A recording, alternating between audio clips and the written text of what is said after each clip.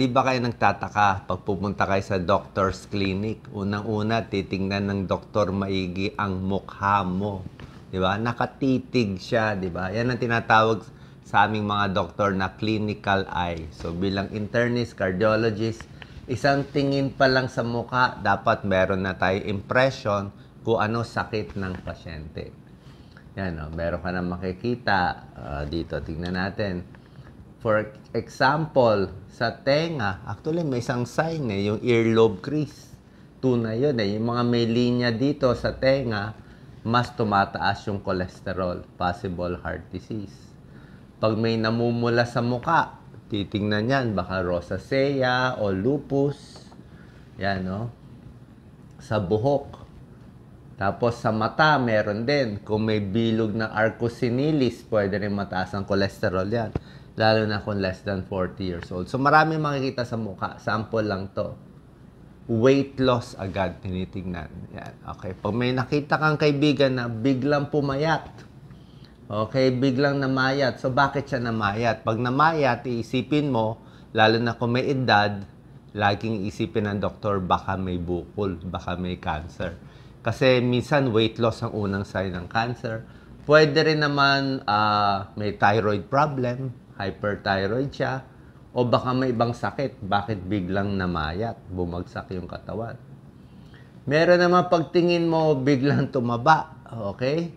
Meron pag nakita mo sa leeg, ayan, nangingitim. Nakakita ng ganito. Dito sa batok, nangingitim, ayan, acanthosis nigricans yan. Sign yan ng diabetes, malaking chance diabetes yan, or pwedeng overweight lang and diabetes magkasama, o yung tinatawag na syndrome X.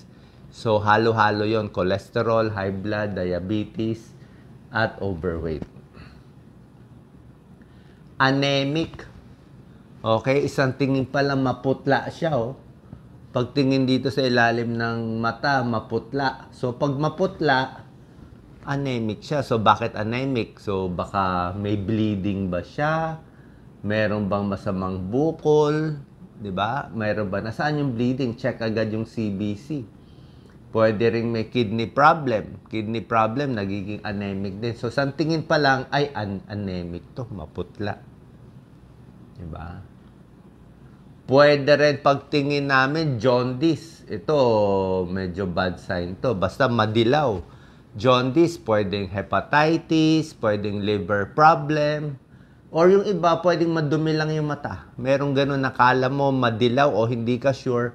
Minsan kasi, lalo na pag jeepney driver o mga truck driver, laging exposed sa usok. Minsan, parang madumi na hindi mo sure madilaw ba siya o hindi. Kaya titingnan mo sa baba at sa itaas.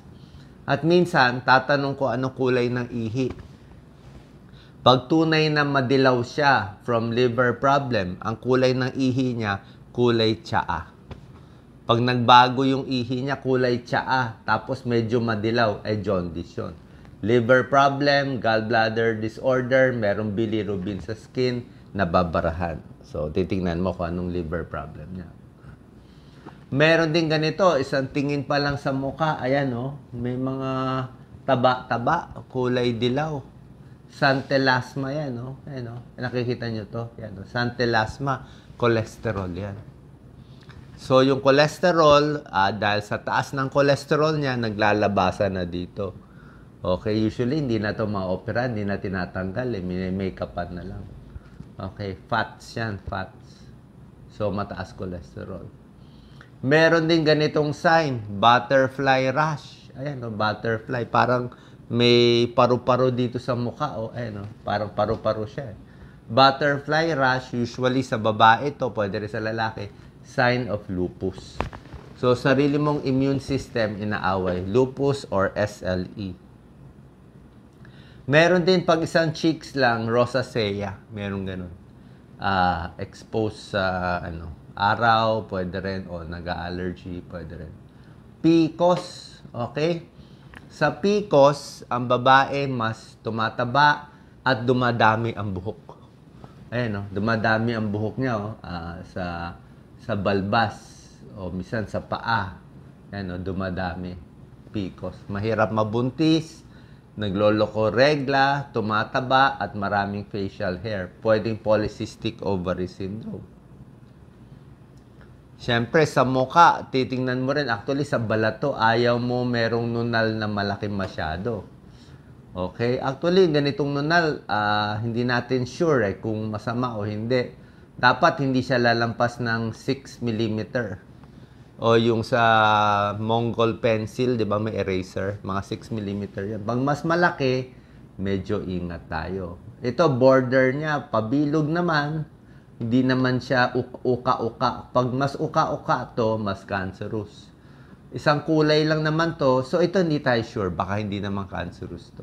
Kasi pero kung uka-uka to, tsaka yung kulay, let's say may itim, may brown, may iba kulay, mas masama yun. So, moles, nakita rin sa muka.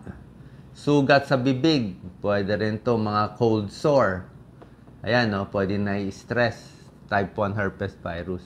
Minsan, pag na-stress tayo, napagod tayo, may nangyayari sa katawan, naglalabasan itong cold sore. Umaatake yan pag mahina katawan. Type 1 herpes virus. Meron din naman minsan, hindi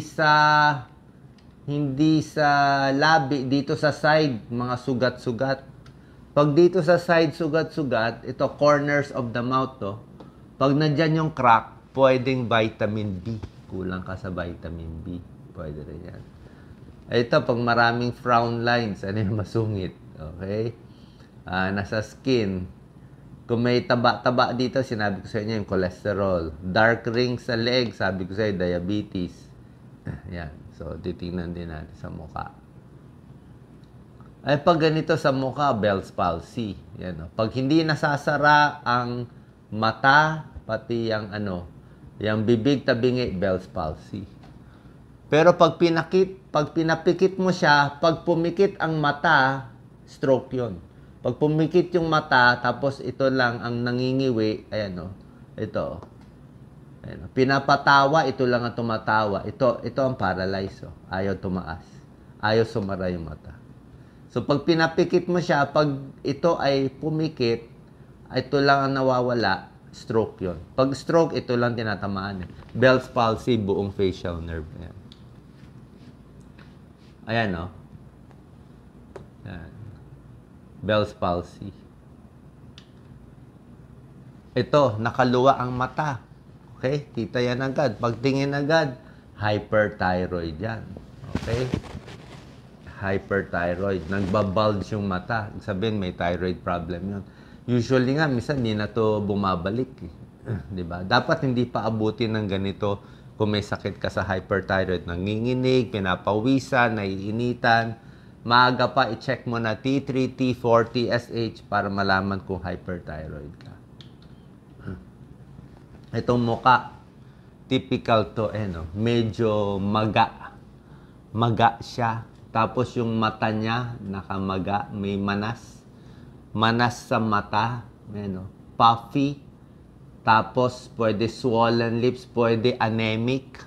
Kulay niya, no? Medyo parang grayish ang kulay. Kidney failure po to. Kidney failure, hindi makalabas yung ihi, kaya nag-iiba yung kulay. Tapos, nagiging kidney failure, nagiging anemic din sila, kaya anemic. Hindi nakakalabas yung tubig ng katawan, kaya nangmamaga yung sa mata. Kidney failure to. Okay? So, kita sa muka. Ano, may iba-iba, may mga jaundice. Ito, meron din iba. Okay? Pwede rin sa dila. Okay? Sa dila, marami din makikita. Okay? Sa dila na medyo mga may patch-patch, namumuti, pwede may infection yan. Pag namumula ang dila, kulang sa folic acid, vitamin B12, pwede kulang sa iron. Okay? Ito, may mga ibang sakit, yeast infection, nangingitim. Ayan, no? Oo. Yung parang may puti-puti sa ibabaw, oral lichen planus, mahina immune system. So, maraming sakit makikita sa mukha, sa bibig, sa mata.